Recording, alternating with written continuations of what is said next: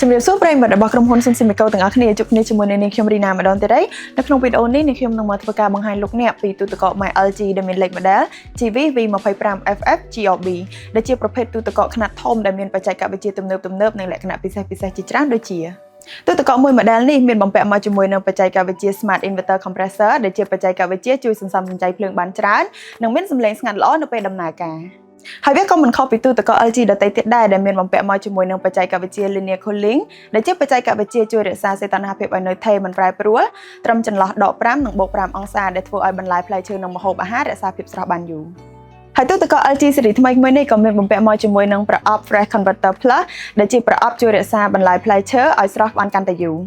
ហើយលោកអ្នកក៏មិនចាំបាច់បារម្ភថាម្ហូបអាហារឬក៏ភេសជ្ជៈដែលលោកអ្នកដាក់ក្លាសេនៅចំហៀងទ្វារនៃទូទឹកកកមិនត្រជាក់សពនោះទេដោយសារតែទូទឹកកកមួយប្រភេទនេះមានបំពាក់មកជាមួយនឹងបច្ចេកវិទ្យា Door Cooling Plus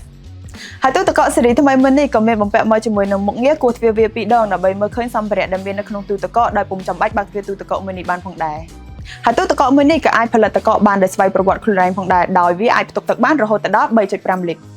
ជាមួយនឹងបច្ចេកវិទ្យា Hygiene Fresh Plus ដែលជាបច្ចេកវិទ្យាជួយរក្សាអនាម័យនៅក្នុងទូទឹកកកដែលអាចកម្ចាត់នៅមេរោគបាក់តេរីពីម្ហូបអាហារបានរហូតដល់ 99.99% ទៀតផង